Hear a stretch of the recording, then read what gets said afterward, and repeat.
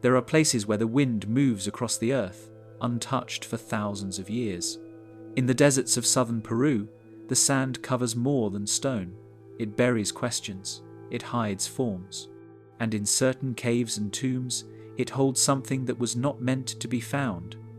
Elongated skulls, quiet, pale, and out of place, have surfaced from beneath layers of time. They do not match the others.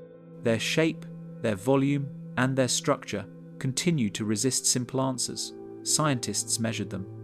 Museums stored them. Then, one by one, they vanished from sight.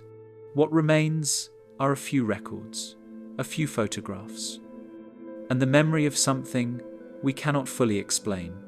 The more you look, the more is missing. These are not stories. These are not theories. These are the quiet pieces that remain. Join us as we walk through the evidence, the silence, and the unanswered questions. The cave with no name. In the high desert of southern Peru, there is a place that does not appear on official maps. It is known locally only as Doctor or the Cave with No Name. The entrance is small and easily missed, hidden beneath an overhang of loose stone on the edge of the Nazca Plateau. There are no signs to mark it, no trails that lead in or out. Most who pass by would assume it is simply a shallow cleft in the rock. The cave first became known outside the region in 1928, when a man named Julio Tello, often called the father of Peruvian archaeology, was led there by local farmers. They spoke of strange remains found deep within the cavern bones, tools, fragments of textile. But what caught Tello's attention most were the skulls. Inside the cave were dozens of human skulls. They were not buried, they were not arranged. Most were simply resting atop the earth floor, partly covered in dust and sand. But their appearance was unlike anything Tello had seen before. The skulls were elongated, some to an extreme degree. They had high, sloping foreheads, enlarged occipital bones, and in several cases, an apparent cranial capacity well above the average human range. Measurements taken later would suggest some had brain volumes 25% larger than a modern adult. At first, these skulls were thought to be the result of cranial deformation, a known practice in many ancient cultures. Infants' skulls would be bound tightly with wood or cloth to shape the growing bones over time. This practice was often symbolic, used to indicate status, beauty, or religious identity. And in many parts of Peru, such as the Inca and pre-Inca societies, this method was well documented. But the skulls found in the cave did not fully match the known effects of cranial binding. Some displayed features that binding alone could not explain. The thickness of the skull bones was unusual, much thinner than normal. The sutures, the lines where cranial plates meet and fuse over time, were either absent or fused in ways not typically seen in adult humans. In at least two skulls, the parietal bones, the large plates on either side of the head, appeared to be fused as one continuous piece. Tello collected several of the skulls and brought them to Lima for study. They were stored at the National Museum of Anthropology, but over the years, most of them disappeared from public view. One remains on limited display. It is kept in a glass case, dimly lit, without much signage. Few visitors stop to look at it. In 1973, an anthropologist named Brian Furster conducted a private expedition to the region and reported that the cave still contained several remaining skulls. He described the space as dry and stale, filled with a faint smell of dust and age. The walls were carved with symbols, circles, lines, and grids, but no clear language. Deeper inside, more skulls were found, some still partially buried.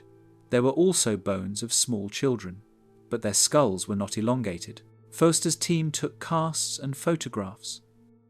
These photos have been widely circulated since, fueling debates about their origin. Some point to natural variation. Others claim evidence of an isolated genetic mutation. A few suggest the possibility of an unknown hominin species one that developed separately in the deserts of Peru and left behind only this trace. In 2011, a sample from one of the skulls was reportedly tested by a private lab. The results were inconclusive. The mitochondrial DNA, which comes from the mother's side, showed mutations not previously recorded in human samples. The lab's report noted that the DNA did not match any known Native American haplogroups. The finding, however, was never published in a peer-reviewed journal, and the origin of the sample could not be verified. Later visits to the cave found fewer remains each time. Locals say some skulls were taken by collectors. Others may have been buried again, either by wind or by hand. The cave has no official protection, no national heritage status. Only word of mouth and the remote nature of the site keep it untouched. Satellite imagery from 2016 shows faint tire tracks leading toward the plateau, but nothing at the entrance itself. No signs of recent digging, no sign of excavation. The area remains silent and exposed, with only the wind and the dry air to guard what is left. No artifacts have been found in the cave that connect the skulls to a specific culture. There are no ceramics, no tools. The textiles recovered were minimal and poorly preserved, mostly plant fiber, roughly woven. Radiocarbon dating on bone fragments placed the remains at approximately 30 years old, give or take 2 centuries. This would predate the Inca and most major cultures of the region. Nearby, however, are geoglyphs patterns carved into the earth. One resembles a ladder, another, a human-like figure with extended arms. These have not been officially studied in connection with the cave, but their proximity continues to raise questions. In 2019, a researcher named Anna Murillo proposed that the skulls may be part of a long-forgotten nomadic group that practiced ritual elongation for spiritual reasons. She cited oral histories from the coastal Andes that speak of sky people with long heads who came only during certain seasons. But these accounts are fragmentary, passed down by word rather than text, and offer no material confirmation. For now, the skulls remain unsolved. They sit at the edge of explanation, suspended between the known and the unclassified, inside a cave with no name. The Paracas Connection. In the early 1920s, over 100 miles northwest of the Nazca Plateau, another discovery quietly began to draw attention. On the Paracas Peninsula, a narrow desert headland that juts into the Pacific Ocean, archaeologist Julio Tello unearthed what would become one of the most perplexing burial sites in South America. The site contained more than 300 human remains. Among them were dozens of skulls that appeared to share a distinctive trait: elongation. These skulls became known as the Paracas skulls. Unlike those discovered in La Cueva Sin Nombre, the Paracas remains were found in formal burial contexts. Many had been wrapped in intricate textiles, buried in subterranean chambers carved directly into the sandstone. The preservation was exceptional due to the arid conditions. Bodies remained partially mummified, with hair, skin, and even some tissue intact. In several cases, the reddish-brown hair remained in long, straight strands, surprising given the dark hair commonly associated with the indigenous populations of the region. Tello's excavation notes describe the skulls as unnaturally long, with abnormal cranial volumes and absence of typical suture markings. He recorded that many of the skulls showed no sign of being artificially bound, noting that the shape appeared to be natural rather than the result of cultural modification. Some, however, did appear to have undergone shaping during infancy. The distinction between natural elongation and artificial cranial deformation became a central point of inquiry. Photographs taken in the 1940s show several Paracas skulls lined on museum tables, placed alongside standard human skulls for comparison. The differences were visible. The Paracas specimens often had larger eye sockets, higher vaults, and broader mandibles. Many had an unusual indentation at the top rear of the skull. Measurements recorded at the time showed some skulls with cranial capacities over 1/500 cubic centimeters higher than modern averages. In the decades following Tello's death, much of the collection remained in storage at the National Museum of Anthropology in Lima. Some skulls were placed on display, though rarely with detailed context. Others were moved to regional museums, and a few entered private collections. Documentation was inconsistent. Interest in the Paracas skulls increased in the 1990s, when a number of independent researchers began requesting access to samples. One of the most persistent voices was that of Brian Forster, who argued that the skulls exhibited traits inconsistent with known human populations. He cited the lack of sagittal sutures and the thickness of bone as evidence that these skulls may belong to a genetically distinct group or possibly a now extinct species of human. In 2014, DNA testing was conducted on several samples. The results were never published in academic journals, but summaries circulated widely online. According to these reports, the mitochondrial DNA sequences showed markers most similar to populations from the Caucasus region and the Middle East. These findings suggested that the individuals may have had ancestry not native to the Americas. However, questions remain about the validity of the testing, the chain of custody, and the contamination of ancient DNA. Skeptics argue that the elongated skulls are the result of well-documented cranial deformation practices. Anthropologist David S. Price published a study in 2001 detailing the methods used by the Paracas culture, including cradle boarding and tight head wrapping from infancy. His work demonstrated how early shaping could lead to permanent elongation, and he maintained that all known Paracas skulls fell within the bounds of modified human anatomy. Yet the debate persists. One point of contention is the variation among the skulls themselves. While some clearly show the flatness and ridge patterns typical of artificial shaping, others do not. Several skulls appear uniformly elongated without signs of compression. Their bone structure also differs, being both lighter and more porous in specific regions. In addition to the skulls, artifacts found at the Paracas site remain unusual. Among the most studied are the Paracas textiles' complex woven fabrics, featuring bold geometric patterns, stylized human figures, and creatures with wide staring eyes. The colors remain vibrant despite their age. Radiocarbon dating places many of the burials between 700 BCE and 200 CE. The Paracas culture predates the Nazca civilization, though there is evidence of overlap and eventual integration. One textile fragment, discovered in 1931, features a figure with an elongated head, arms outstretched, and what appear to be circular patterns above its shoulders. Some interpret this as symbolic of authority. Others believe it may represent the cultural reverence for cranial shaping. The meaning remains undeciphered. In 2018, a small museum on the peninsula opened a new exhibit featuring several Paracas skulls. Visitors are not allowed to photograph them. The lighting is low and the air is dry.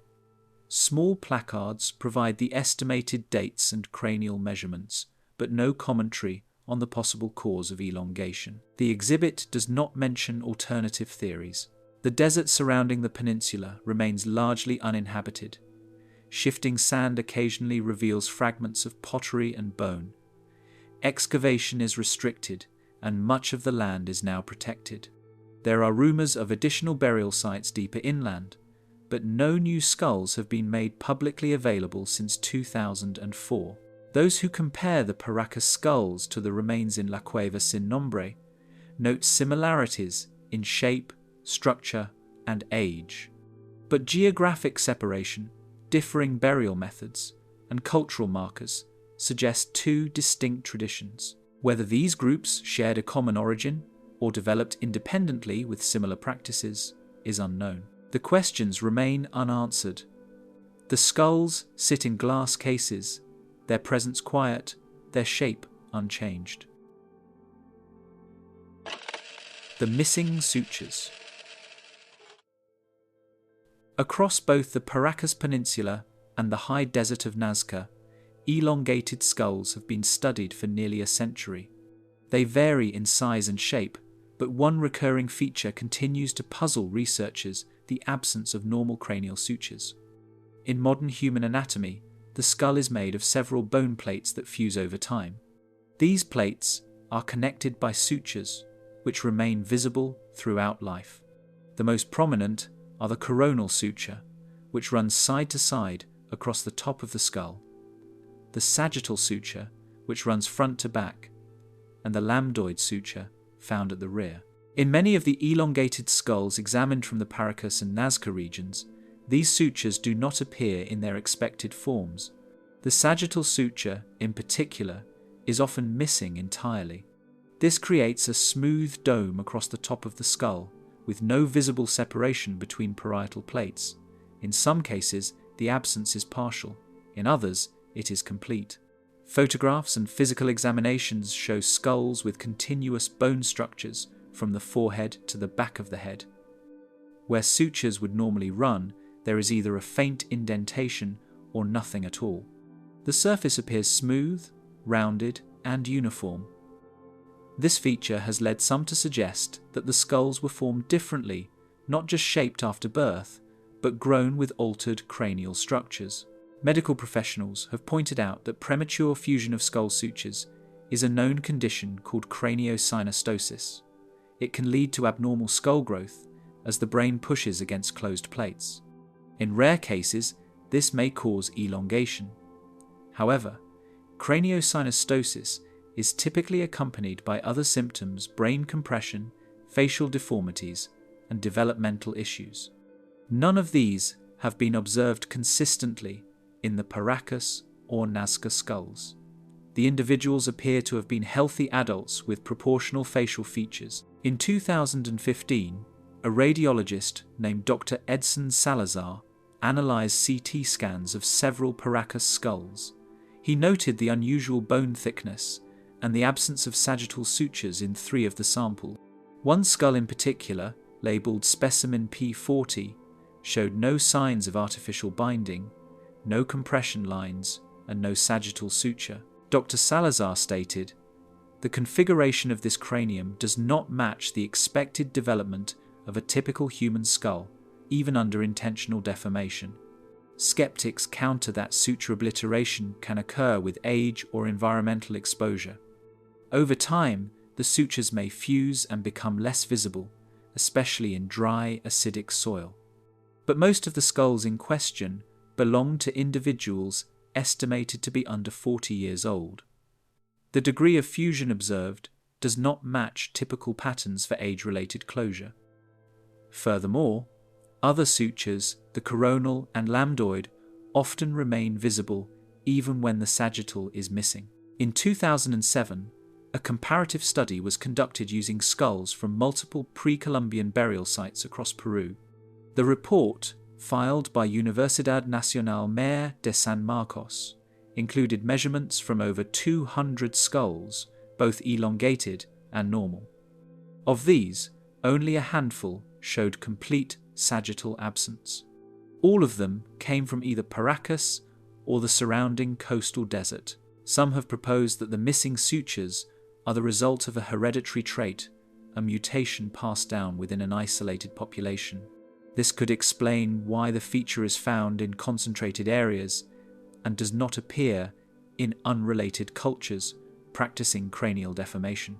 If this is true, it suggests a genetically distinct group with unique anatomical development. However, no conclusive genetic link has been established. Testing remains limited, and access to preserved samples is tightly controlled. There are also debates about the implications of such traits. If the suture absence was natural, it could indicate a physiological divergence from the general population. If it was induced, perhaps through surgical or ritual means, it might reflect a cultural belief system that viewed skull fusion as sacred or desirable. No texts survive from the Paracas people to explain their practices. What remains are bones without narrative. In some elongated skulls, the missing sutures are accompanied by small, circular holes at the rear of the head. These holes are not trauma-related. They appear deliberate, smooth-edged, about 1 centimeter in diameter. The function of these holes is unclear. They do not align with known surgical techniques from the region. Some researchers have speculated they may have been used for mounting or display after death. Others believe they served symbolic or ritual purposes. In rare cases, the foramen magnum, the hole at the base of the skull, where the spinal cord passes through, appears to be slightly offset. In standard human anatomy, this hole is centered. A shifted foramen magnum could affect posture or balance. In the Paracas skulls, the offset is subtle but consistent in some samples. Whether this was intentional, natural, or simply variation is not known.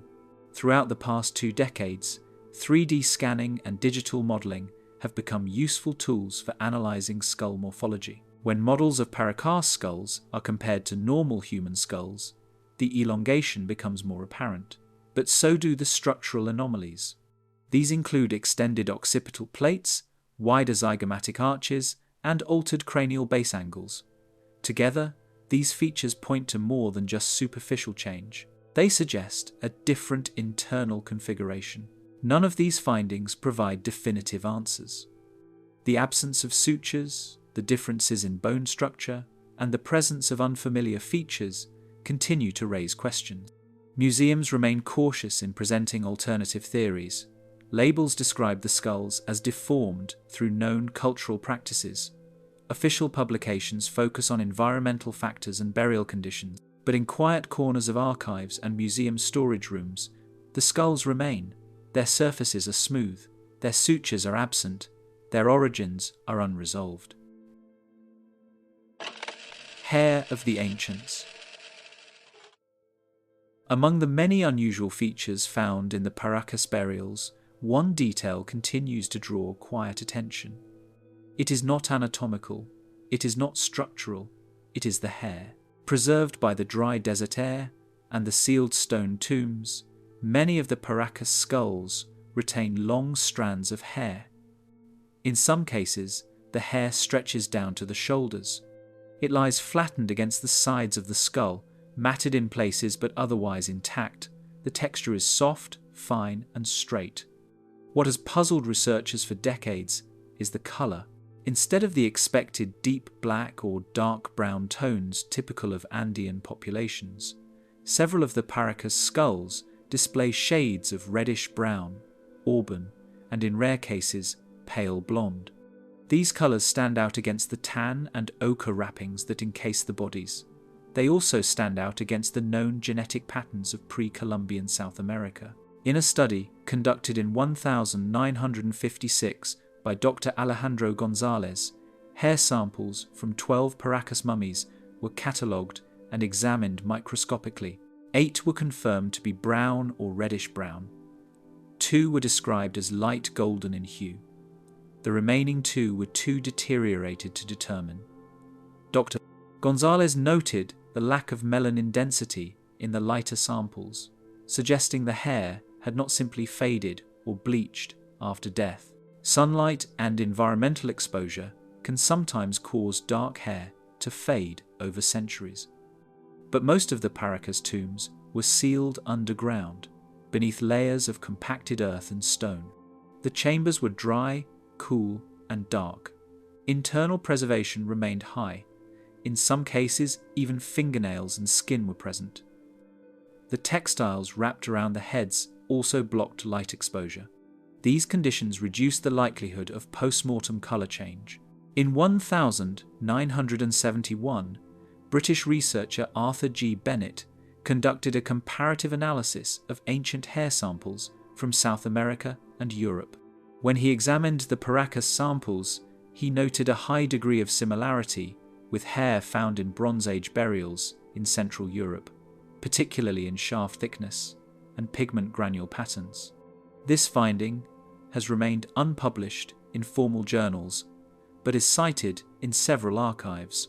The hair colours alone are not sufficient to confirm ancestry. Genetic traits can vary, and isolated mutations are possible within any population.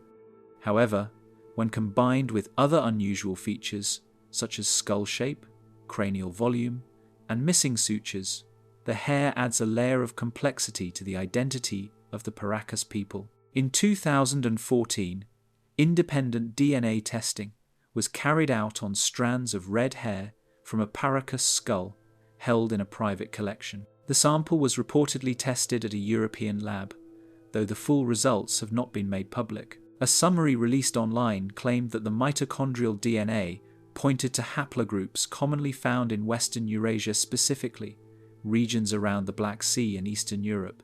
These haplogroups are not native to pre-Columbian populations in South America. Critics of the study argue that contamination is always a risk with ancient DNA, particularly when samples are handled without controlled environments.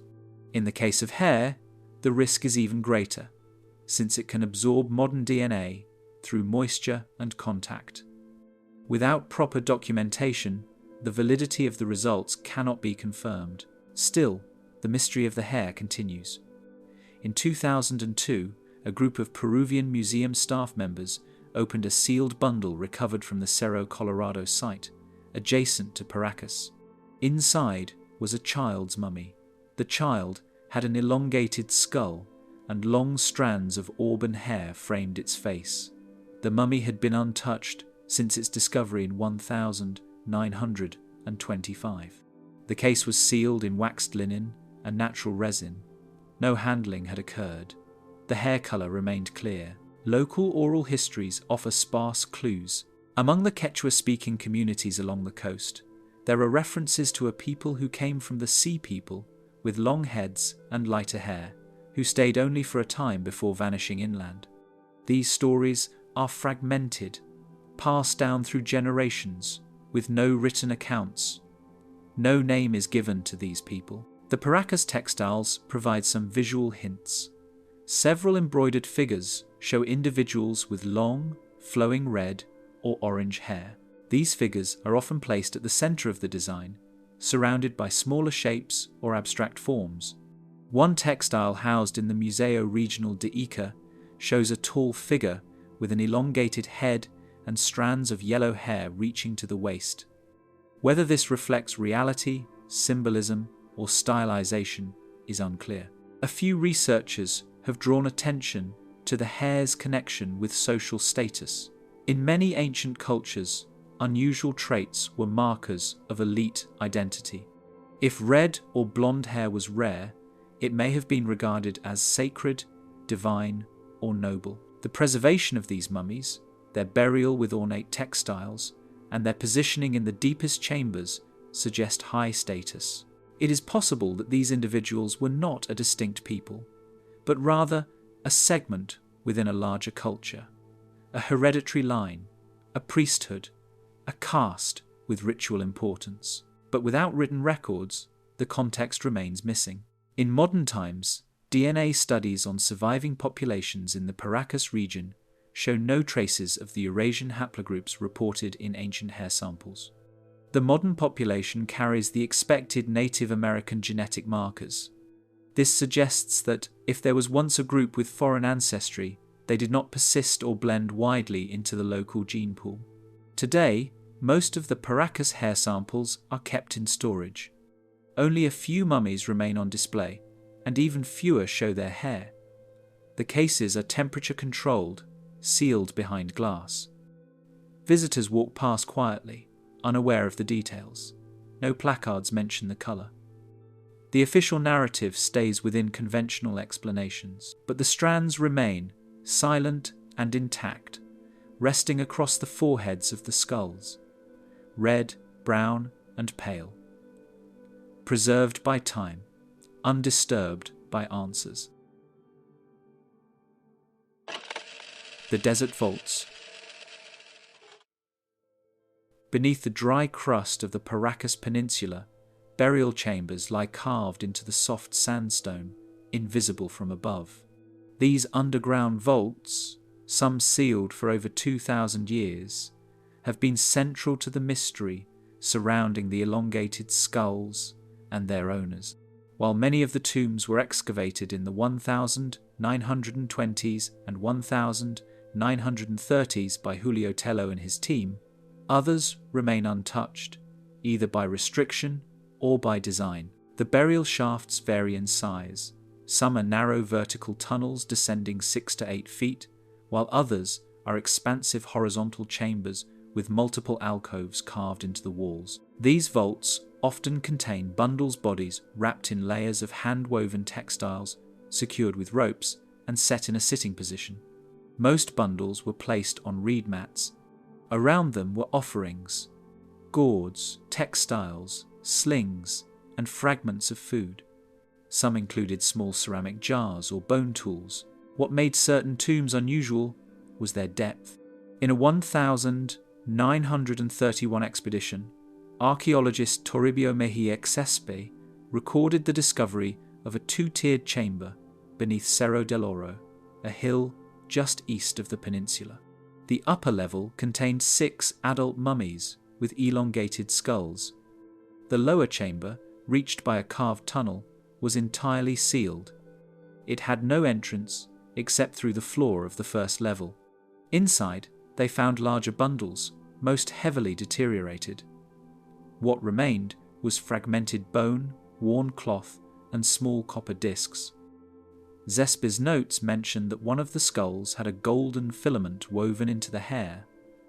The purpose of the chamber's concealment was not stated. Further inland, on the northern edge of the Pisco Valley, local farmers have reported strange depressions in the earth, circular patterns that do not match erosion or irrigation systems. In 2007, a group of independent surveyors used ground-penetrating radar to scan one such area. The results showed hollow cavities approximately 2 meters below the surface. No excavation permits were granted. The site remains undisturbed. At least 4 burial mounds on the Paracas Plateau are known to exist but remain officially closed. One, nicknamed Sector C by researchers, was documented in a 1,978 survey. Infrared aerial photography revealed faint outlines of subterranean rooms beneath the sand. The location has since been fenced off. No press or academic teams have been allowed inside. A 1,994 internal memo from the Regional Directorate of Culture, later leaked online, advised against disturbing Sector C due to cultural sensitivity and insufficient conservation protocol. The contents of the chambers remain unknown. In 2010, a former museum employee anonymously published a series of photographs allegedly taken during a storage audit at the Museo de Sitio Julio C. Tello. One image shows what appears to be a sealed sarcophagus made of clay bricks, bound with thick rope, and labelled Cerro Norte 1953. The brickwork is consistent with burial methods seen in other high-status tombs from the region. The bundle inside has never been opened. Rumours persist about the existence of rooms filled with unopened bundles, some said to be as large as an adult human, others smaller, possibly children. These rumours are often repeated in local villages near the coast. Elder residents describe stone-lined tunnels where the air does not move and where no one stays long. There are no maps, only word of mouth. In the early 1980s, a private expedition, led by a foreign collector, attempted to purchase access to one of these vaults.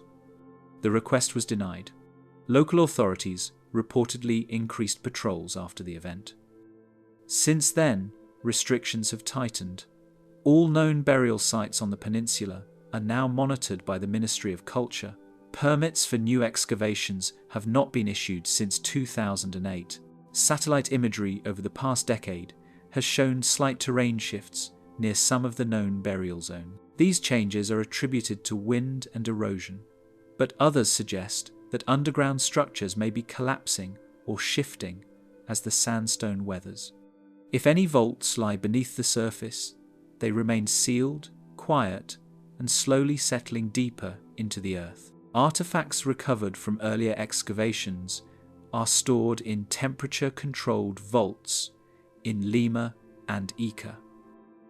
Many have not been displayed. Their catalogue numbers are listed in museum archives, but the physical items are rarely requested for study.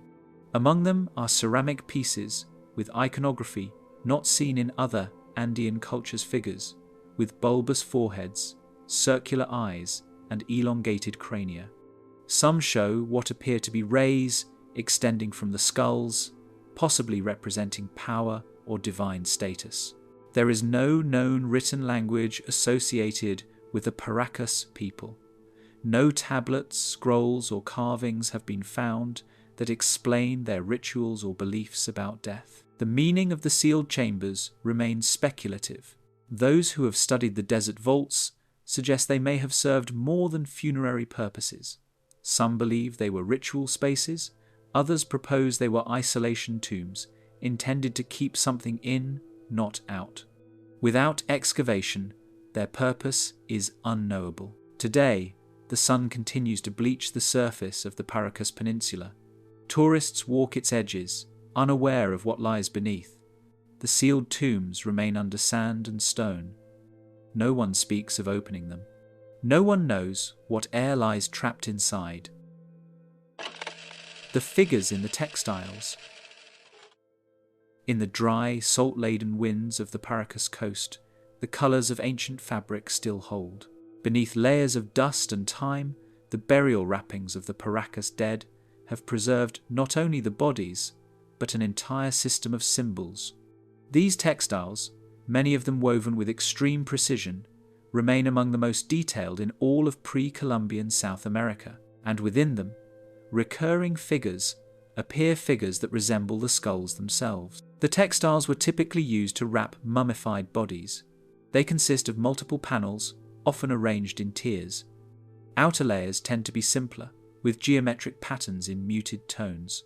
Inner wrappings, closer to the body, display more complex designs, rows of humanoid figures, faces, abstract forms, and creatures with long limbs or extended heads. These inner layers are where the most unusual motifs are found. A survey conducted in 1935 by Julio Tello's textile archivists recorded over 400 distinct figure types in the Paracas necropolis site. Among these, nearly 50 were described as elongated headed entities. These figures often appear in symmetrical positions, repeated in rows or surrounded by bands of colour. Some are shown seated, others in motion. A few hold objects, staffs, orbs, or curved lines, whose meaning is unknown. What makes these figures distinct is not only the shape of their heads, but the presence of radiating lines from the cranium.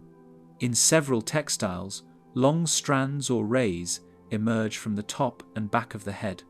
These rays vary in length and colour. Some are short and straight, others are wavy or spiralled. In one notable textile now housed at the British Museum, a single figure stands with arms raised and 15 radiating lines extending from the skull. The body is red, the head is yellow, and the rays are deep blue. The context of the design is not explained. Researchers have debated whether these lines represent hair, energy, status, or something else. Some interpret the rays as symbolic power. Others suggest they indicate spiritual connection. A small number propose that they may depict something observed, perhaps headgear, ceremonial ornamentation, or even light. There is no written explanation. In 1962, a group of textile scholars led by Lila Morris recorded an embroidered pattern showing a central figure with an elongated head, flanked by two smaller figures with normal proportions. The central figure is larger, seated, and surrounded by swirling lines. Above its head is a repeated triangle pattern. This textile came from tomb 43, associated with an adult male whose skull measured 30% longer than average. The association between the textile and the skull remains speculative, but notable. Other textiles contain smaller humanoid figures, with elongated heads performing actions dancing, holding objects, or floating. Some figures have mouths open wide, revealing teeth. Others have circular eyes and no visible limbs. In several cases, the heads appear to be detached from the bodies, either hovering or placed beside the torso. These images do not resemble everyday life. They appear constructed, intentional, and patterned across multiple burial sites. One interpretation, proposed by Peruvian archaeologist Cecilia Aguirre in 1993, is that the figures represent spiritual beings intermediaries between the living and the dead. In this theory, the elongated heads are symbolic of wisdom or divine sight. The rays may indicate enlightenment or connection to higher realms. Aguirre noted that the most intricate textiles were reserved for inner wrappings, seen only by the deceased and those performing the burial. The dyes used in the textiles come from natural sources, cochineal, indigo, plant extracts, and have maintained their brightness for over 2 millennia. This level of craftsmanship, paired with abstract symbolism, suggests the designs were not decorative alone, they carried meaning. Some motifs repeat across great distances. A textile fragment found in a highland burial site near Ayacucho shows a similar elongated figure with a circular mouth and eyes. Though smaller in size and cruder in stitch, the presence of the motif so far from the coast raises questions about cultural transmission. The dating of this fragment, however, remains uncertain. In 2017, infrared imaging was used to reveal faded embroidery threads on a Paracas mantle fragment previously considered plain. The imaging showed 3 figures stitched in a faded yellow thread, invisible to the naked eye. All 3 had elongated heads with fine lines extending outward. The discovery suggests that more such figures may exist undetected, embedded in the weave of burial cloths across the region. There is no known pattern language or codex that translates the symbols. Attempts have been made to categorize figure types, but their meanings remain unknown. The placement of figures varies. Some are aligned to cardinal directions.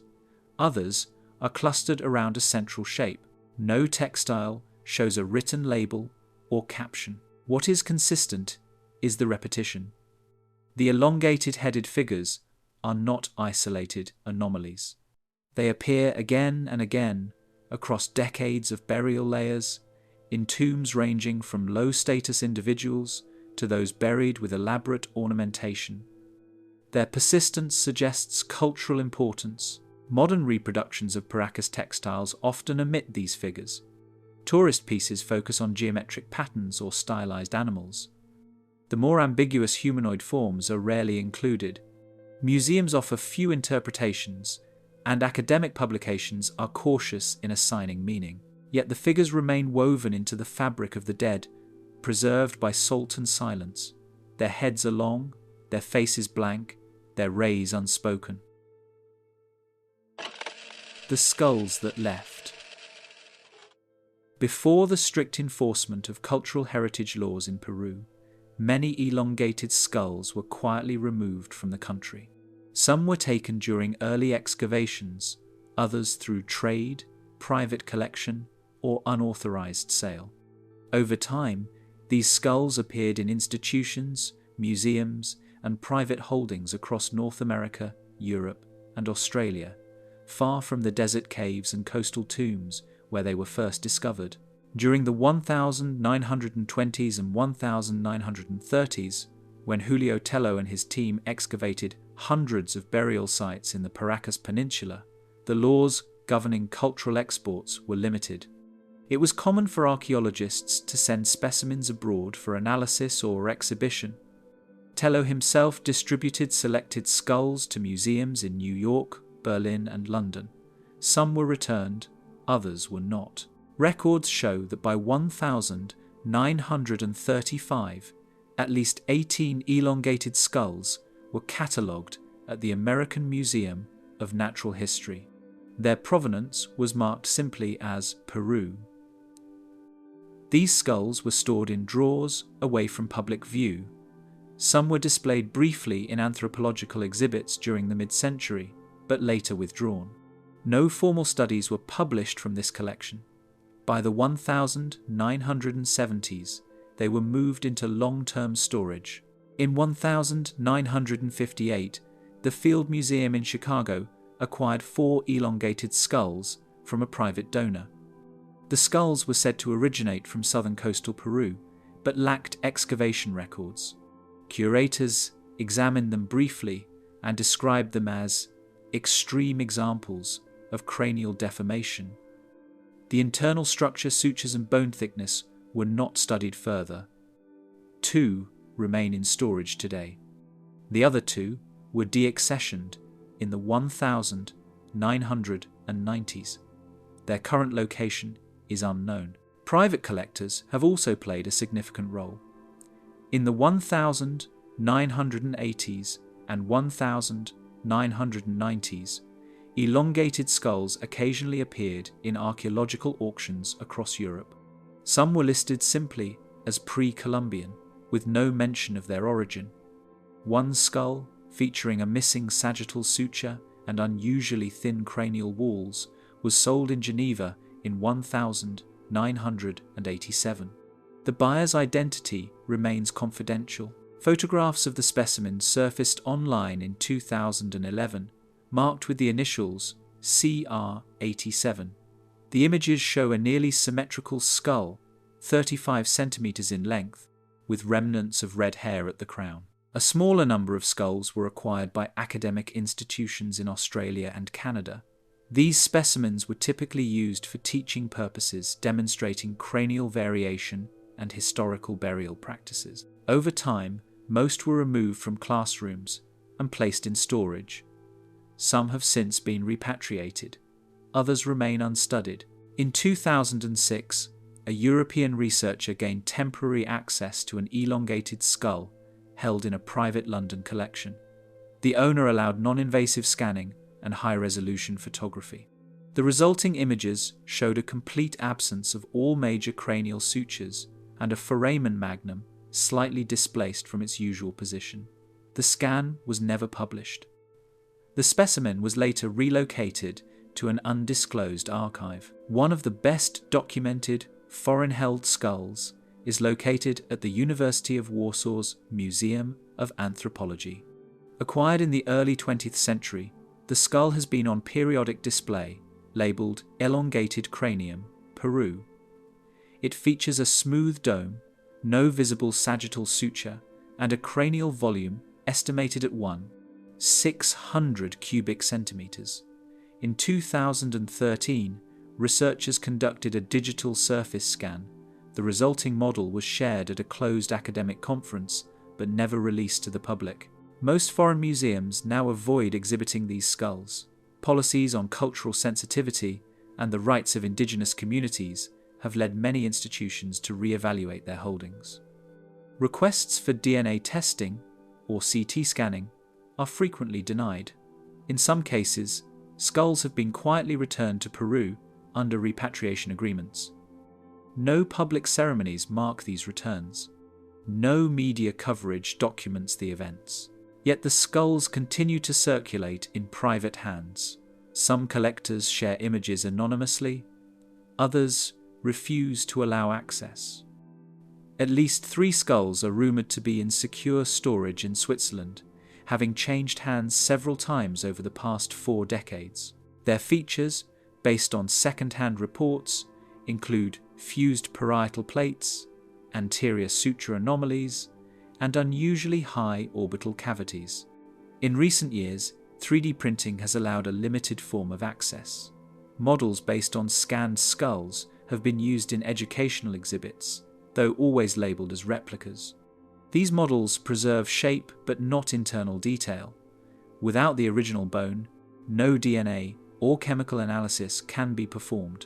Some researchers believe that the most complete and undisturbed specimens now exist outside public institutions, hidden in collections with no oversight. These skulls may contain the clearest anatomical evidence, untouched by restoration or prior handling. But without access, they remain static, preserved in private silence. The paths these skulls took through ports, auctions, and archives mirror the broader journey of the mystery itself. Fragments removed from context, relocated without explanation, studied only in pieces. They sit in drawers, on shelves, or inside climate-controlled vaults. Each holds a set of anomalies that cannot be fully explained. Each remains just out of reach. The Nazca Overlap. Just south of the Paracas Peninsula, the desert gives way to a plain etched with enormous geoglyphs, lines, shapes, and animal figures that stretch for miles across the ground. This region, known today as Nazca, is home to one of the most enigmatic ancient cultures in the Americas. It is also where archaeologists have found hints of continuity between the Paracas people and those who came after. The skulls, the textiles, and the burial styles show subtle transitions. The overlap is not sudden, but gradual, marked by blending, not replacement. The Nazca civilization is generally dated from 100 BCE to 800 CE, beginning shortly after the decline of the Paracas culture. Some scholars argue the Nazca emerged directly from the Paracas, evolving out of their practices. Others suggest a more complex process involving multiple groups across the southern coast of Peru. What remains consistent is the landscape. The burial sites, the dry climate, and the isolation preserved both cultures in parallel layers. Burial chambers in early Nazca cemeteries show similarities to those of Paracas tombs. Bodies were placed in seated positions, wrapped in layers of textiles, and surrounded by offerings. The textiles, though simpler than the finest Paracas cloths, continued some motifs, zigzag lines, humanoid figures, and abstract patterns. Over time, the weaving style changed. Colours became bolder, figures more stylized, but certain elements persisted: elongated heads in profile, radiating lines from the skull, and spirals that mirrored older designs.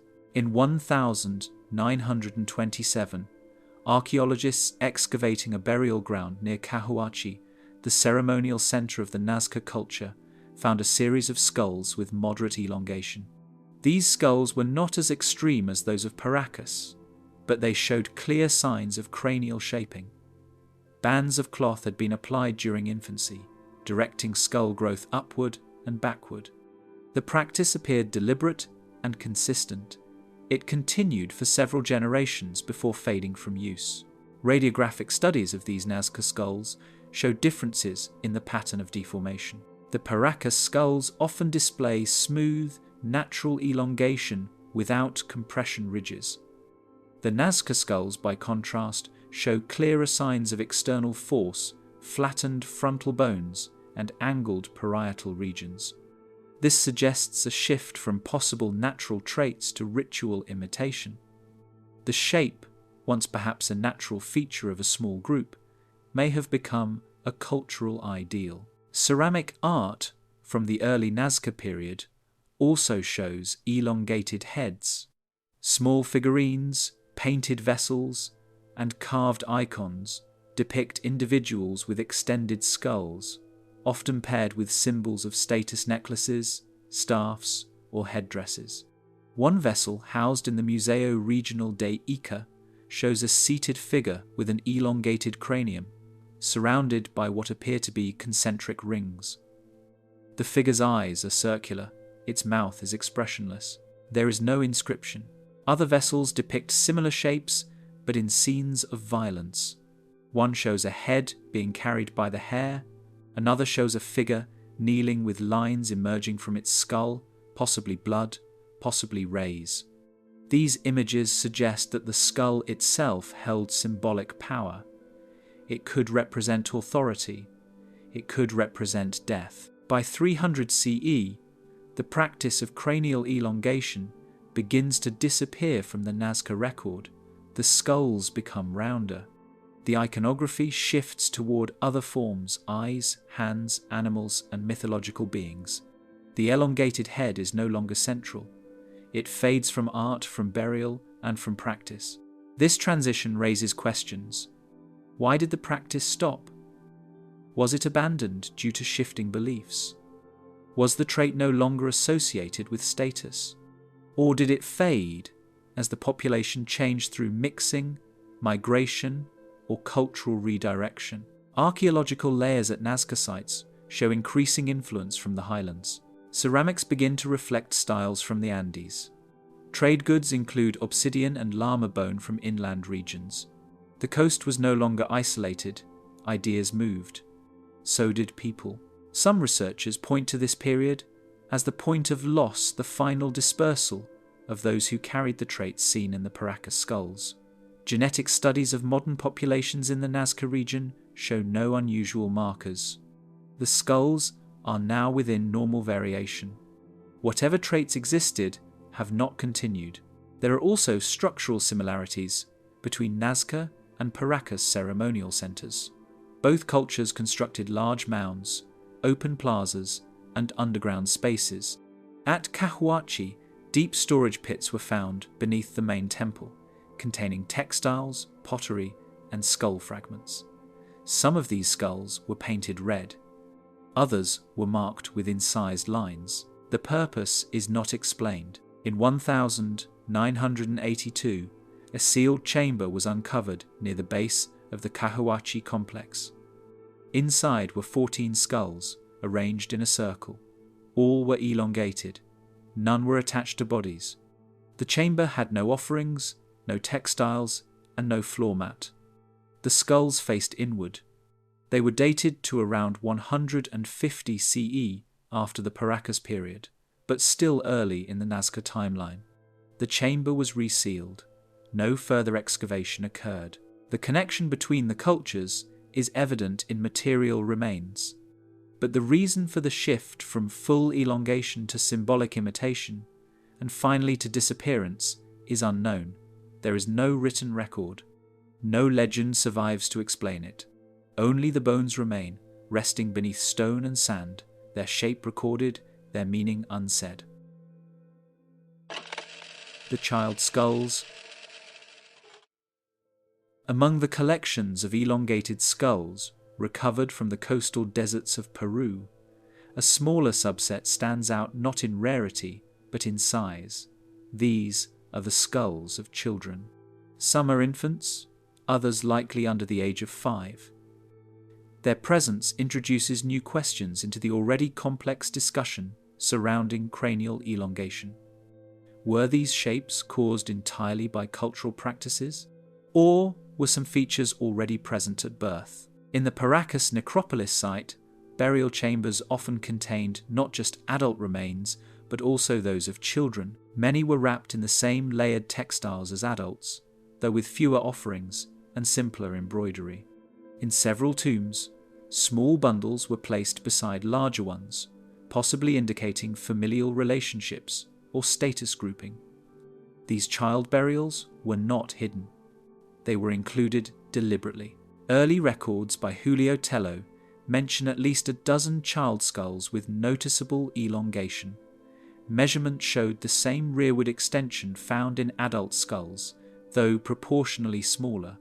Some showed clear signs of artificial shaping, flat pressure points, cloth impressions, or angled cranial ridges. But others did not.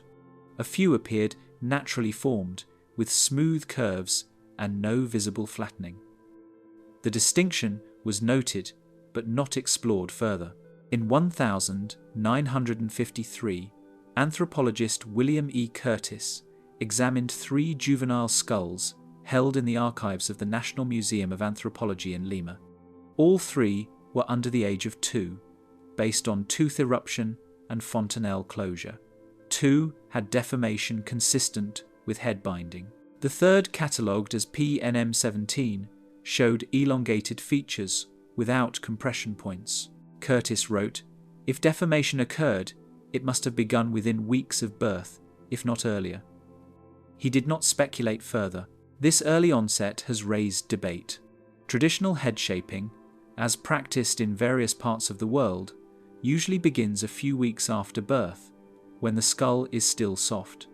Wooden boards or tightly wrapped textiles apply directional pressure over months or years. The result is controlled and intentional. But in the Paracas child skulls, some elongation appears present even in very young infants before external binding would have produced visible changes.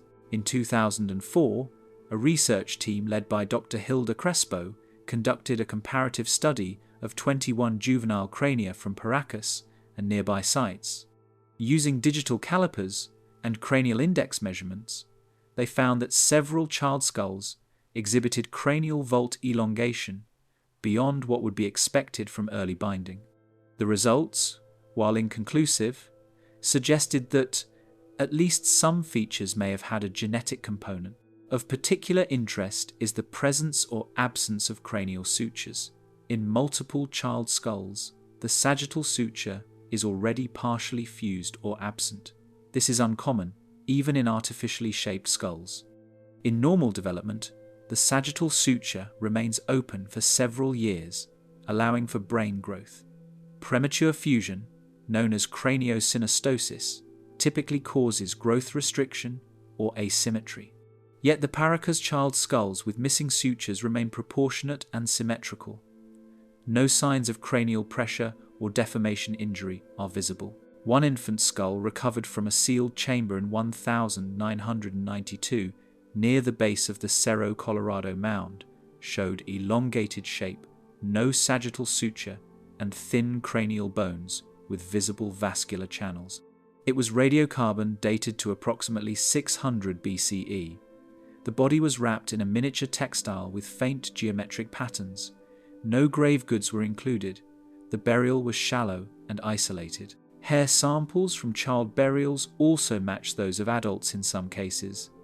Light reddish tones have been found in at least 3 juvenile mummies. In one case, the hair measured nearly 15 centimeters in length, fine, straight, and pale brown.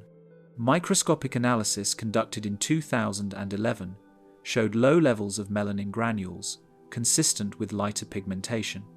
The origin of these traits remains unaccounted for in local populations. Some child skulls display drilled holes or carved notches, likely post-mortem.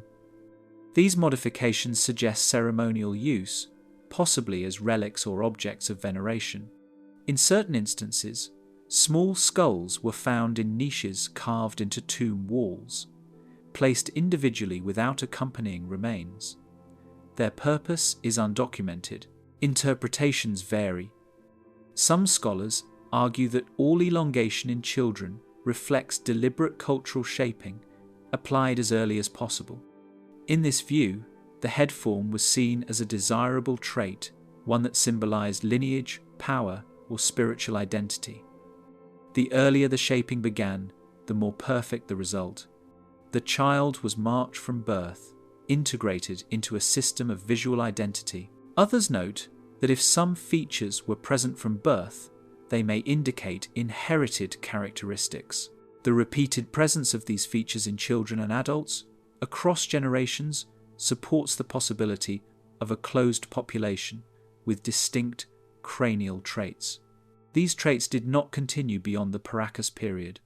They disappear from the archaeological record by the time of the Nazca transition. There is no evidence of high mortality associated with the practice. Most child remains show no signs of stress, trauma, or malnutrition. The skeletal remains are intact with normal development for their age. This suggests that cranial shaping, if applied, was not harmful in the short term. But without genetic testing, no conclusion can be drawn about inherited skull shape. As with the adult skulls, The child remains are now kept in museum archives. Most are not displayed. A few are visible in regional institutions, often without detailed labeling. Their size, shape, and silence make them easy to overlook. Yet their features may hold the clearest clues to whether the elongation was entirely cultural or something more. The obsidian blades. In several Paracas burial chambers, placed beside or beneath elongated skulls, archaeologists have found thin, sharp tools made from volcanic glass obsidian. These blades, black and reflective, were unlike the more common stone tools used in daily life. Their edges are so fine that under magnification they appear serrated at a microscopic level. Their presence in burials, especially those containing elongated crania, has raised persistent questions about their purpose. The blades vary in size. Some are no longer than a finger. Others reach the length of a human hand. Most are chipped through pressure flaking, a method requiring great precision. A few appear to have been made not for repeated use, but for a single task. The edges are fragile. Even a light scrape can dull them. Their fragility suggests they were not utilitarian. In a 1939 field report by Julio Tello, an obsidian blade was found tucked inside the textile wrappings of a high-status burial. The blade rested between the arms of the deceased, directly against the chest. Nearby lay an elongated skull, partially deformed, its cranial sutures faint and nearly fused. Tello recorded the placement, but offered no interpretation. He simply noted the blade was unbroken. Later, excavations continued to uncover similar blades. In some cases, they were found in groups 2 or 3 placed in parallel, near the skull or spine. One tomb contained a small obsidian point inserted beneath the jaw of the deceased. It was not embedded, only resting. No signs of trauma or incision were noted. By the 1960s, scholars began cataloguing the blades in greater detail. A study conducted by Dr. Elena Roque documented 37 obsidian tools across multiple burial sites in the Paracas Peninsula. Of these, 22 were located near the cranium, often oriented in the same direction. Roque suggested a possible ritual use, linking the blades to funerary preparation or symbolic protection. She noted the absence of wear on most tools. One interpretation is that these blades were used in cranial procedures. Trepanation, the deliberate removal of part of the skull, was practiced in several ancient cultures, including later Andean civilizations. However, no clear evidence of trepanation has been found on the Paracas skulls. The bones are intact, no surgical holes, no signs of healing. The blades may have been ceremonial rather than functional. In 1995, a burial chamber known as Tomb 17 revealed an unusually large obsidian blade positioned directly beneath a skull. The blade was embedded in a block of compacted earth, aligned with the axis of the body. It had no handle. Chemical analysis showed no traces of blood or tissue. The skull above it had no trauma, but displayed extreme elongation and absence of a sagittal suture. The pairing of the blade and skull remains unexplained. Obsidian itself does not occur naturally in the Paracas region. The nearest known sources are located in the central Andes, several hundred kilometers inland. This means the blades were transported or traded over long distances. Their inclusion in coastal tombs suggests they held special value. They were not common tools. They were chosen. One blade recovered from a child's burial was etched with a fine line pattern. The marks are shallow, intersecting in a diamond-shaped grid. They appear intentional, though their purpose is unclear. The blade was not used. Its edge remained sharp, untouched. The child's skull showed mild elongation and no evidence of binding. Later, Nazca burials contain far fewer obsidian objects. By 200 CE, their appearance in tombs declines sharply. In earlier periods, they seem concentrated among those with distinct cranial features. Whether the blades were tools of transformation, symbols of identity, or merely offerings is not known. Some researchers have proposed that the blades may have been used in ritual touching or symbolic opening of the body or spirit. Without written records, such ideas remain speculative. No wear patterns support use in cutting. No ceremonial instructions survive. Only placement. In 2011, a CT scan of a Paracas mummy bundle revealed a blade embedded within the wrappings, positioned vertically along the spine. The blade had been inserted during burial and was not visible from outside. The skull of the individual showed moderate elongation. The CT images were shared at a private conference but remain unpublished. To this day, the blades sit in museum drawers, often without context. Labelled as lithic artifacts, they are catalogued, numbered, and stored. Their glassy surfaces reflect light when examined under display lamps. Their edges are still sharp. Their purpose remains silent. The coastal vaults that vanished. Along the southern coast of Peru, between the Paracas Peninsula and the outer valleys of Nazca, there once stood dozens of undocumented burial chambers. These sites, often shallow and built into natural rock formations, were recorded not through official excavation, but through memory, rumour, and the fragments left behind. Most are gone now, disturbed, looted, or lost beneath shifting terrain before archaeologists could examine them. During the late 19th and early 20th centuries, before cultural heritage protections were enforced, local farmers and travellers would occasionally come across exposed human remains. After coastal storms or minor landslides, bones and textiles would surface from the ground. In some cases, elongated skulls were found half buried, surrounded by broken pottery or faded rope. These findings were rarely documented. Most were removed quietly. One such location, known locally as La Quebrada del Silencio, was situated near a dry ravine between Pisco and Palpa. In 1898, a German trader named Ernst Müller reported purchasing 2 elongated skulls from fishermen who had found them there after heavy rains. His journal describes a sloped hill scattered with bones and skulls, all facing inland. No photographs were taken. The skulls were shipped to Hamburg and later lost during wartime transport. The site itself has since collapsed due to erosion. Another site, referred to as Sector Azul in a 1922 land survey, was mentioned by Julio Tello but never visited. It was located near the coast, on what is now privately owned land.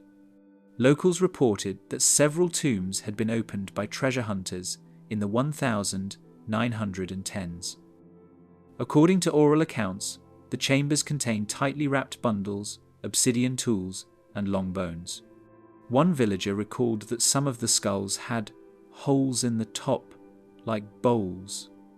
The land was later cleared for agriculture. No official excavation occurred. In the 1960s, a series of coastal vaults near San Fernando were reportedly discovered by fishermen digging for shelter along the beach cliffs. They found 3 shallow chambers built into the rock face, each sealed with stacked stones. Inside were skulls, some elongated, others normal. Textiles wrapped around the bodies were brittle and faded, patterned with zigzag motifs. The skulls were removed and later sold to travellers. Photographs from that period show a weathered skull with a pronounced rearward slope and no visible sagittal suture. Its current location is unknown. Not all vanished sites were looted. Some were simply buried again, covered by sand, dust, or rising terrain. In a 1985 aerial survey, faint depressions were visible across the coastal plain near Bahia Honda. These circular formations, averaging 2 meters across, aligned in rows. Infrared imaging suggested voids beneath them. By the time ground teams arrived months later, the formations had disappeared under new dunes. No trace of the vaults could be found. Satellite images from the early 2000s show additional anomalies, shadows, patterns, and soil discoloration consistent with collapsed structures. These patterns appear in places where official maps mark no archaeological zones. Requests to investigate were denied due to environmental regulations and private ownership. As of 2023, none have been revisited. In 1977, a Peruvian schoolteacher named Daniel Rojo claimed to have uncovered a sealed chamber while hiking near Punta Lobos. He described it as a flat-topped mound with a narrow tunnel leading to an underground room. Inside were 3 mummies, 2 with elongated skulls and intact red hair. Rojo stated he did not remove them. When he returned weeks later with a local guide, the chamber had been emptied. Only broken pottery remained. No formal report was filed. Artifacts from these vanished sites occasionally surface in markets or private collections. Obsidian blades, fragments of textile, and skulls with uncertain provenance are sold without documentation. Their origin is listed simply as coastal Peru. Without excavation records, their context is lost. The loss of these vaults leaves a gap in the distribution map of elongated skulls. With no stratigraphy, no carbon dating, and no association with preserved artifacts, the skulls themselves become disconnected from time and place. They cannot be traced. They cannot be placed within the broader cultural framework. Some researchers believe the highest quality examples of cranial elongation may have come from these unrecorded tombs. Free from restoration, handling, or museum intervention, they might have offered clearer anatomical features. But without access, such speculation remains unresolved. Today, the coastal plain continues to shift. Agricultural expansion, road construction, and erosion change the landscape every year. Vaults once seen are now unmarked. Others may lie just beneath the surface, undetected and silent. The quiet disappearance. In the early 20th century, elongated skulls from the deserts of southern Peru were studied, photographed, and sometimes exhibited. They appeared in anthropology journals, museum collections, and academic conferences. Their features, absent sutures, thin bone walls, increased cranial volume were acknowledged, even if not fully explained. But over time, these remains slowly receded from view. Their presence faded from scientific discussion. Their images were removed from public spaces, and the questions they raised were no longer asked. During the 1930s and 1940s, skulls from Paracas and surrounding regions were featured in museum exhibits across Peru, North America, and Europe. Visitors could see them in glass cases, some wrapped in their original textiles, others exposed for measurement. Labels described them as examples of cultural cranial deformation, a known practice in ancient societies. The skulls attracted attention, but little controversy. By the 1960s, that began to change. Many institutions reassessed the way human remains were presented. Public display of skeletal material was gradually considered inappropriate or insensitive. This shift was part of a broader movement to protect indigenous heritage. Museums began removing skulls and mummies from exhibitions. Some were repatriated, others were stored indefinitely. Academic journals followed a similar path. By the late 1970s, formal studies of the elongated skulls had declined. Fewer anatomical papers were published. Radiographic surveys stopped appearing. Most new literature addressed cultural practices in general terms, referring to cranial shaping without citing the Paracas or Nazca, remains directly. The more unusual features of the skulls, missing sutures, excessive length, and low bone density, were no longer central topics. This absence was not due to resolution. The features remained unexplained. But as museum access became limited, and as regulations tightened around human remains, direct study became difficult. Researchers moved to other subjects. Funding shifted to safer fields. The skulls remained in storage. One example is the 1982 internal memo from the Museo Nacional de Arqueología, which instructed curators to reclassify certain skulls as fragile and non-loanable. This limited their availability for scanning or transport. By 1990, only a handful of researchers were permitted access to the most unusual specimens. Requests for sampling DNA, radiographic, or microscopic were often delayed or denied. Some scholars who published on the skulls during earlier decades later revised their interpretations. Descriptions of abnormal features were replaced with terms like extreme deformation or isolated anomaly. Anomalies became artifacts of preservation. The skulls were discussed, but only in cautious terms. Public awareness also changed. Images of the elongated skulls were used less frequently in textbooks, documentaries, or museum guides. Where they did appear, they were shown alongside modern examples of cranial binding, emphasizing the cultural nature of the practice. This framing reduced the mystery. The skulls became part of a broader, simplified narrative. Privately, some researchers expressed frustration. In conference notes and informal interviews, they spoke of specimens they had studied but were no longer allowed to reference. Others mentioned tests that were never published, scans that were lost, or specimens that were moved without explanation. The silence was not imposed directly, but maintained through policy, access, and uncertainty. In some institutions, the skulls were stored in climate-controlled vaults under general categories pre-Columbian remains or Andean burials. Their unique features were not labelled. Their catalogue entries were sparse. Without descriptive metadata, the skulls became harder to find, harder to request, and harder to study. Even in Peru, the public presentation of the elongated skulls diminished. In regional museums like Ica and Paracas, exhibits shifted toward textiles, ceramics, and general burial practices. The skulls were still present, but placed in corners, behind reflective glass, with minimal explanation. Photographs were often restricted. Flash photography was prohibited. Questions were directed to curators, who referred to standard guides. Theories that proposed unusual origins for the skull's genetic, migratory, or otherwise were increasingly excluded from mainstream forums. Such ideas were labelled speculative or pseudoscientific.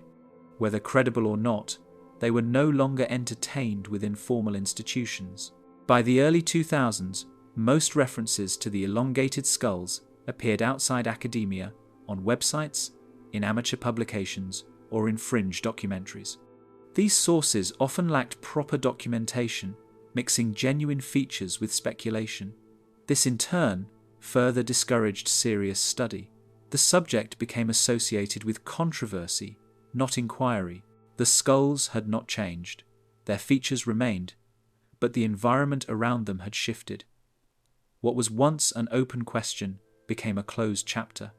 The disappearance was gradual. No announcements were made. No policy declared their removal.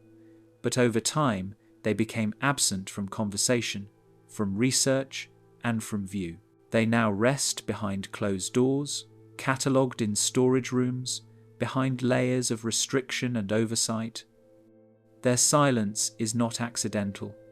It was chosen, not by a single act, but by a series of quiet decisions. The skulls with no match. In the collections of elongated skulls recovered from southern Peru, certain specimens do not fit within established patterns. Their features exceed the range seen in cultural cranial deformation. Their metrics fall outside normal human variation, and they share no direct parallel with remains from surrounding populations. These are the unmatched skulls, outliers in both form and proportion. Many of these skulls were found in the early phases of excavation, before standardized cataloguing procedures were in place. Notes from Julio Tello's early expeditions describe abnormal vault dimensions, extended orbital regions, and absence of sutures across entire domes. Some of these specimens were boxed and sent to Lima. Others were left in situ or passed into private hands. A small number were later returned, but not all were documented. One of the most cited examples is Skull P42, recovered from a Paracas tomb in 1928. This specimen, currently housed in the Museo Regional de Ica, measures nearly 40 centimeters in length. The cranial volume, estimated by internal cast, exceeds 1/700 cubic centimeters. The skull is symmetrical, with no visible signs of artificial shaping. The bone is thin, and the sagittal suture is entirely absent.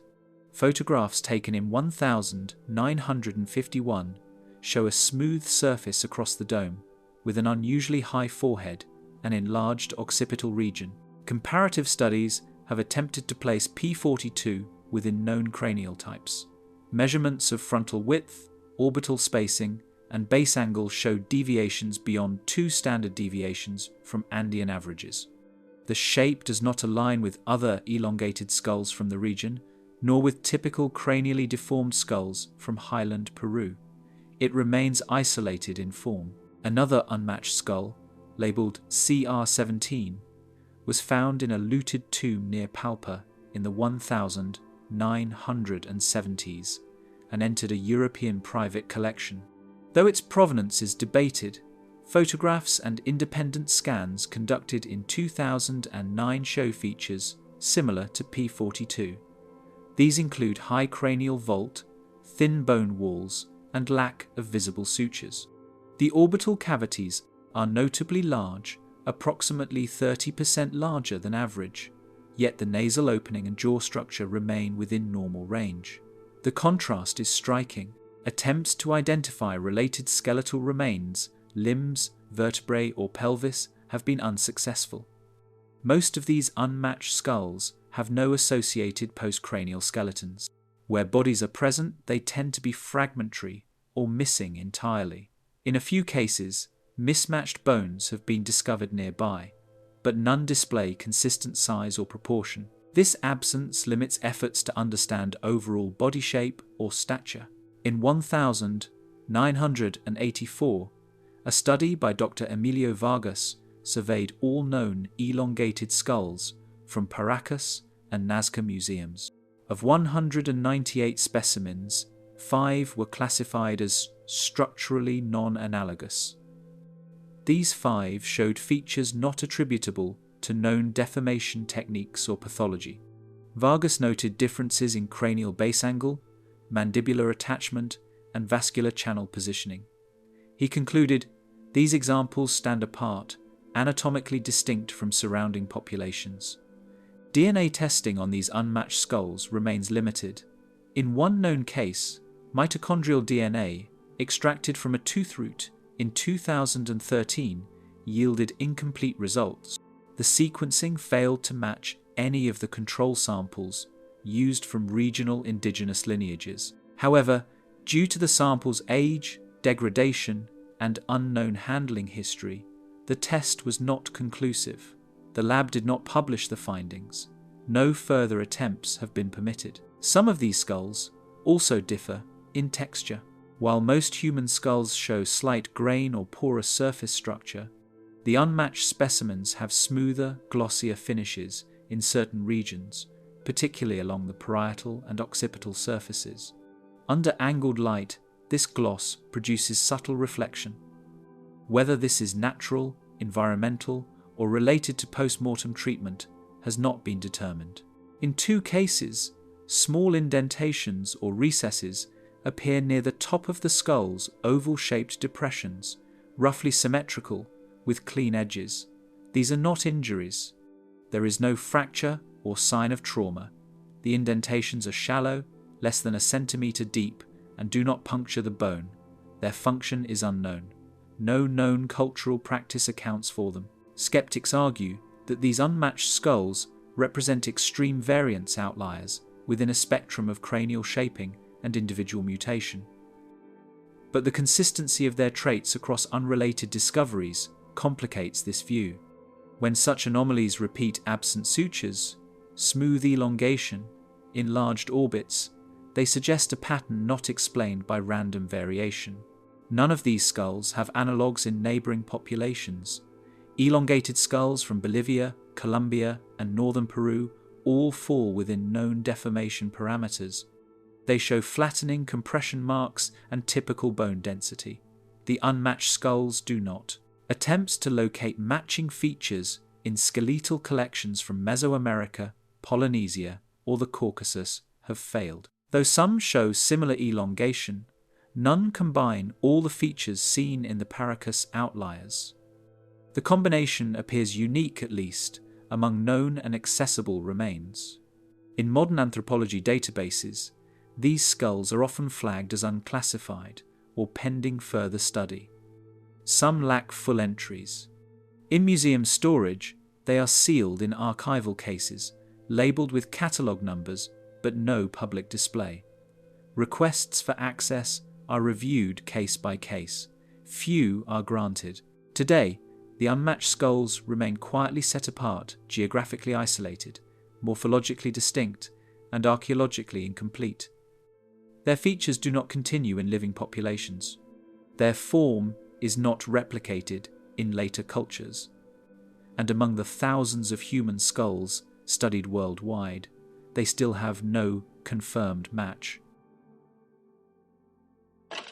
The grave goods that shouldn't be there. Inside the burial chambers of Paracas and the surrounding coastal desert, archaeologists have catalogued thousands of objects.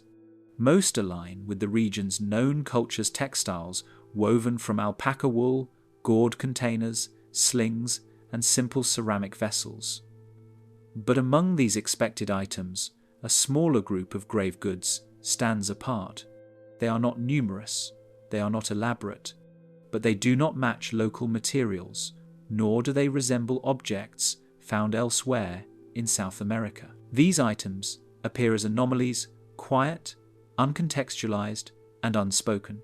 The earliest reference comes from a 1927 field note by Julio Tello's assistant regarding a small burial at Huaricayan. Inside the textile wrapping of a seated adult with an elongated skull, a bundle was discovered.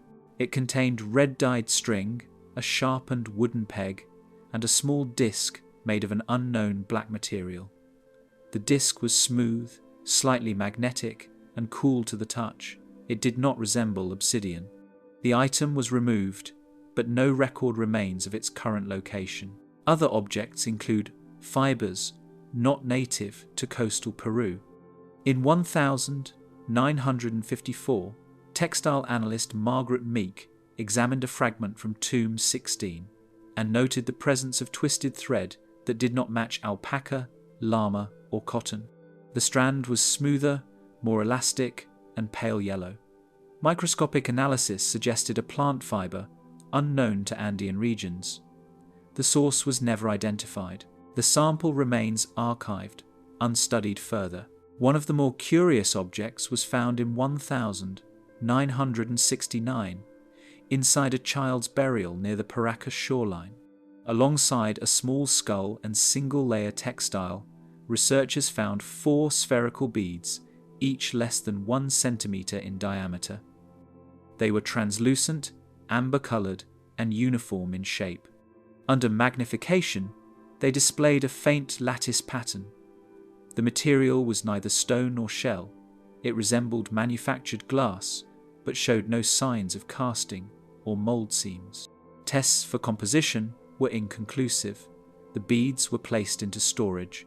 Among the most debated finds is a flat, circular sheet discovered beneath a skull at the Cerro Norte site in 1973.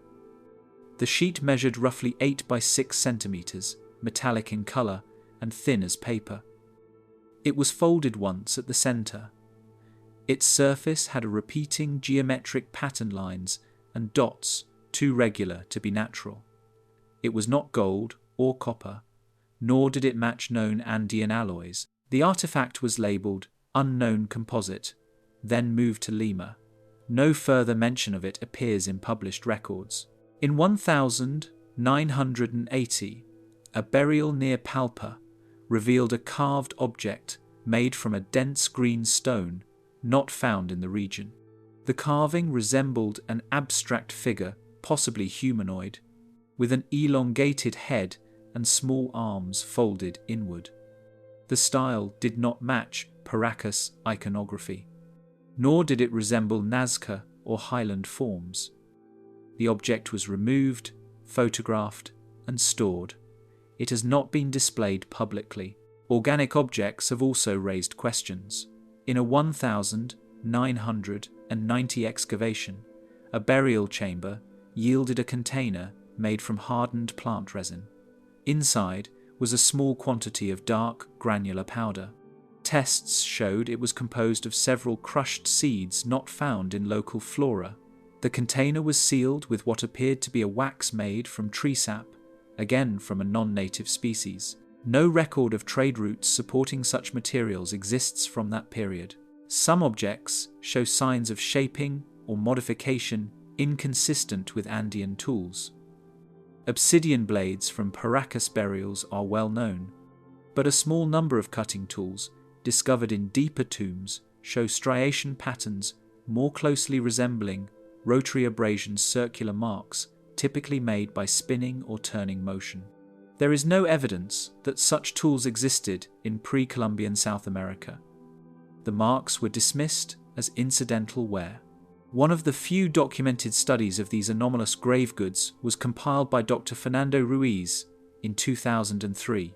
His private report, based on access to unexhibited items at the Museo Nacional, catalogued 19 objects from Paracas tombs that did not match regional materials or techniques. These included shaped shells from non-Pacific species, a small bone comb engraved with non-Andean motifs, and a fragment of worked resin with an embedded fiber similar to silk. Ruiz noted, "These items suggest a cultural influence or contact not yet accounted for. The possibility of long-distance trade is often raised, but the items do not match known materials from Mesoamerica, the Amazon, or the highlands. There is no ceramic similarity, no metallurgical overlap. The goods stand alone, unclassified, contextless, and sparse. Most of these objects have never been returned to public exhibits.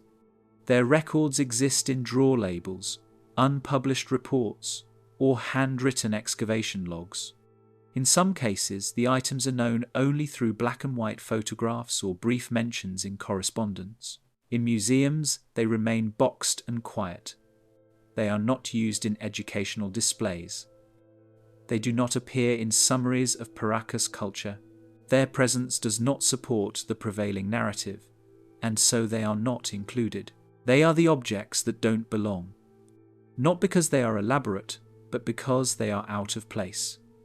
In shape, in substance, and in silence." The timeline problem.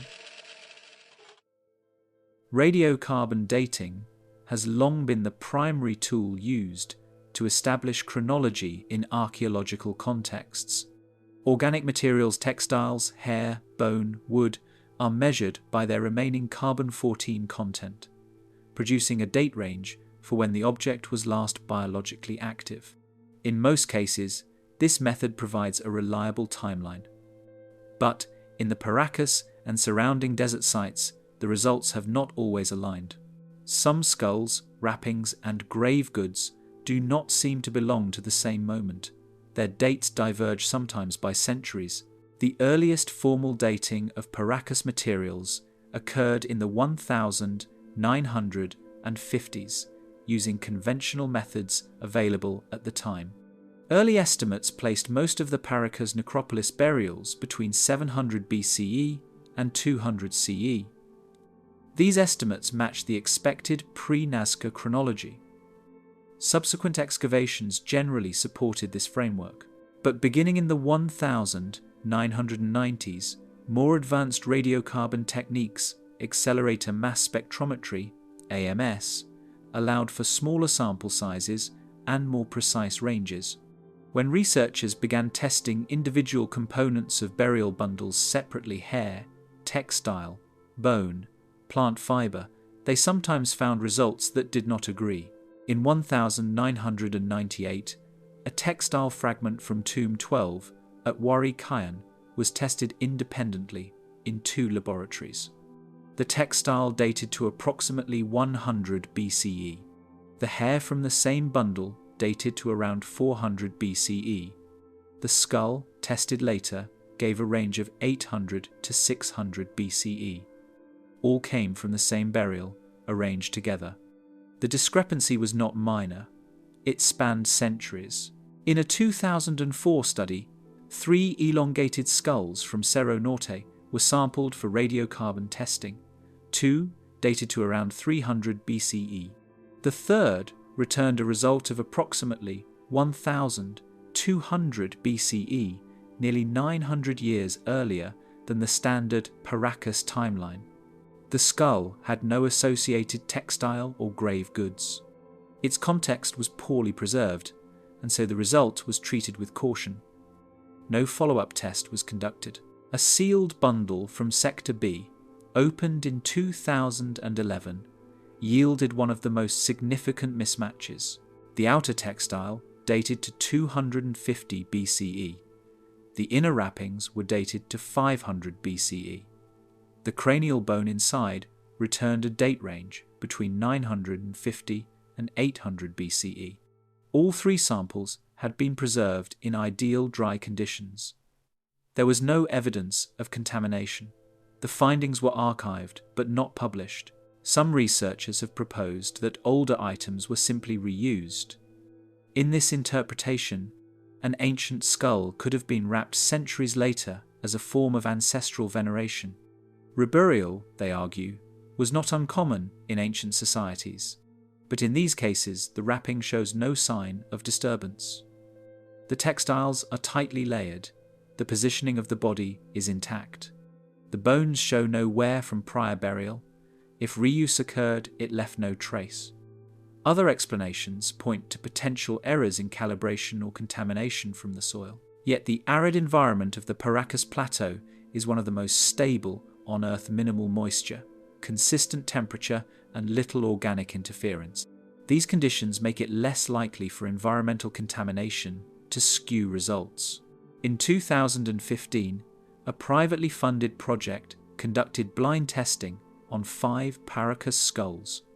Each was sampled for both bone and tooth enamel.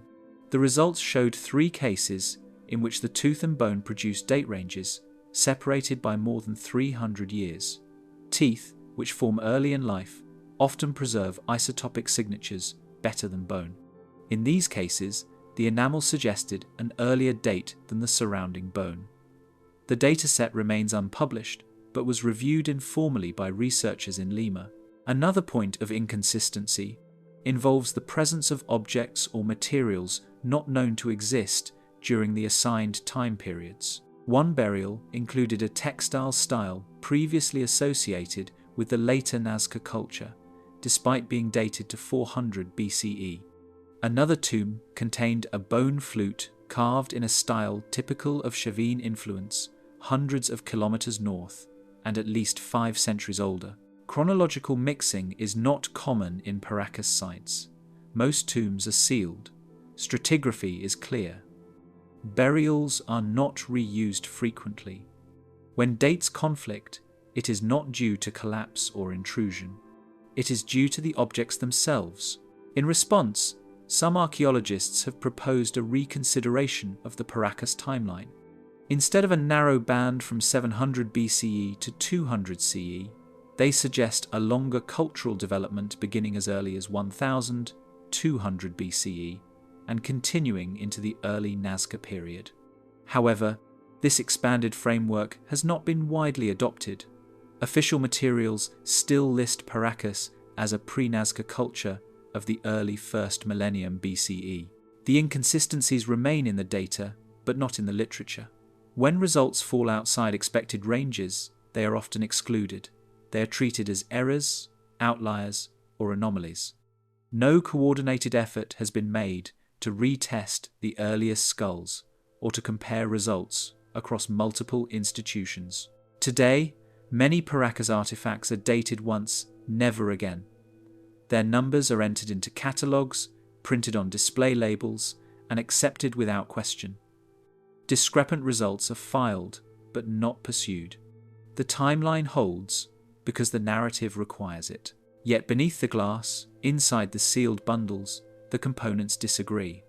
The wrappings, the skulls, and the tools do not always belong to the same time. Some are older, some are newer, and some quietly do not fit anywhere at all. The skulls they never catalogued. Before museum archives, before digital scans and conservation labs, there were field notes. Small leather-bound books carried by early archaeologists, filled with rough sketches, measurements, and brief observations made in the dry air of the Peruvian coast. In these pages, written in pencil or fading ink, are quiet mentions of skulls that no longer exist, skulls that were seen, measured, and passed over, skulls that were never catalogued. One such note appears in a 1926 journal kept by Julio Tello's assistant, Ismael Linares. While excavating near Huari Cayenne, Linares wrote, "2 crania removed from the side vault, one much longer than expected, no sutures visible, extremely light, left unwrapped. There is no record of these skulls entering any collection. They are not listed in the shipment inventories to Lima. No photographs were taken. In 1932, a short letter from German archaeologist Ernst L. Schaefer, then travelling through coastal Peru, describes several unusually shaped heads, elongated and smooth, found in shallow graves near Pisco.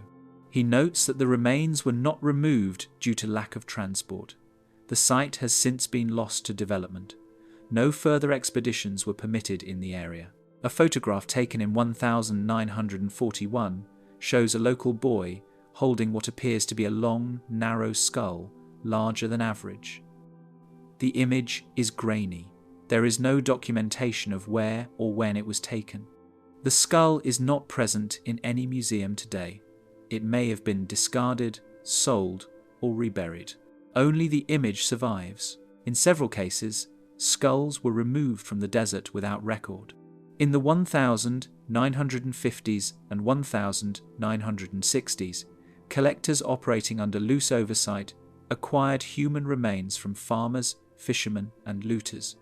Some were shipped to universities abroad for anatomical study. Others entered private hands. Without accession numbers, they became invisible, no longer part of the official count. One archive, in Lima, contains correspondence between museum staff and a French collector in 1973. The letters refer to 4 heads of elongated appearance offered for exchange. The collector claimed they were found near Nazca, far from known tomb clusters. No trade was completed. The collector later died. The location of the skulls remains unknown. In 1988, a university student working with the National Museum reviewed excavation logs from the Paracas necropolis. In Tomb 43, the logs note 6 skulls, 5 with moderate elongation, 1 extreme oval, raised occipital region, no midline. Only 5 skulls were entered into the museum's catalogue. The 6th was never mentioned again, its description does not match any specimen currently displayed or stored. Some skulls were damaged during excavation. Fragile cranial bones exposed to dry wind and shifting sand cracked during removal. In several cases, skulls were broken and discarded. The pieces were not kept. In other cases, skulls were stored but later degraded due to poor conditions, humidity, insects, or mishandling. Their features, once documented in notes, are no longer visible. Private letters between archaeologists hint at disagreements over which skulls were preserved. In one 1947 letter, a researcher writes, "M has decided not to retain the large specimen from Tomb B, says it's too atypical." The skull was reportedly returned to the site and reburied. No marking was made. In the archives of the Ica Museum, a faded photo album contained 6 images labelled non-standard types. The skulls shown have exaggerated elongation, absent sutures, and unusual orbital spacing. None are currently on display. 3 do not appear in any internal catalogue. Their storage location is marked as uncertain. Even today, reports continue. A 2003 inventory check at the Paracas Site Museum revealed a skull referenced in early records was missing from the case. The display had been rearranged. The staff could not confirm when the specimen was last seen. Its tag remained. The bone did not. These missing skulls form a silent category, not destroyed, but undocumented, not refuted, but excluded. They exist in references only. Field sketches, shipping logs, early letters between colleagues. They were seen, handled, sometimes measured, then set aside. They were the skulls that didn't fit the pattern. Too long, too smooth, too unlike the others. Their absence leaves gaps in the data. Their unavailability prevents comparison. Their silence persists. Today, the catalogue's skulls remain behind glass, numbered, labelled, studied, but the ones never entered into the record are gone, lost to time, error, or intent. The field notes remain. The skulls remain, some in glass cases, some in boxes, some remembered only by those who once held them. Their shape has not changed, but how we speak about them has. History leaves gaps, sometimes by accident, sometimes by design, and sometimes it just walks away from what it cannot explain. If these accounts left you with questions, you're not alone. Thank you for watching. For more quiet investigations into what was left behind, subscribe and join us next time for another walk through the forgotten.